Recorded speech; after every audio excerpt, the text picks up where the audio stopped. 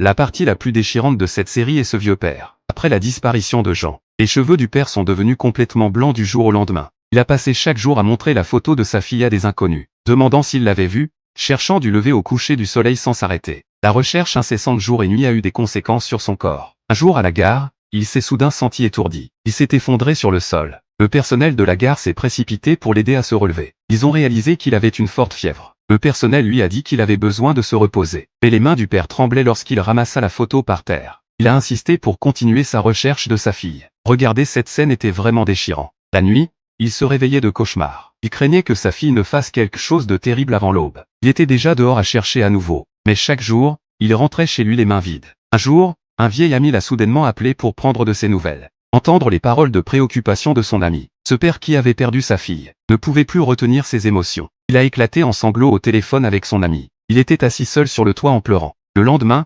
alors que le père cherchait toujours Jean, il s'est soudain effondré par terre. Dukige a été témoin de ce moment. Il a été immédiatement transporté à l'hôpital. Après un traitement d'urgence, le père n'était plus en danger immédiat. Le médecin lui a dit qu'il devait rester en observation. Mais le père a dit qu'il était juste épuisé ces derniers temps. Il a quitté l'hôpital et est allé directement au commissariat pour déposer une plainte. Il s'est avéré qu'après leur séparation ce jour-là, Yuan Wuyuk avait ramené Jin chez sa sœur. Il lui a même trouvé un emploi dans son atelier de menuiserie. Dukige est allé voir Jian. Il voulait lui parler, mais Jian a dit froidement « Tout est dans le passé maintenant ». Quand le père de Jean a entendu qu'il y avait des nouvelles de sa fille, il a immédiatement pris un bus pour la retrouver. Et effectivement, il est tombé sur elle là-bas. Le père était submergé par l'émotion. Il a essayé de s'approcher d'elle, mais sa fille a reculé de plusieurs pas. Elle a même essayé de se tourner et de partir. Le père a rapidement appelé sa fille. Il s'est avancé et a demandé « Jian, où étais-tu pendant tout ce temps? Où as-tu séjourné ?» Le père a dit qu'il s'était tellement inquiété pour elle. Il s'est excusé auprès de sa fille. Il espérait que Jian pourrait leur pardonner. Tout en parlant, il se préparait à ramener Jin à la maison.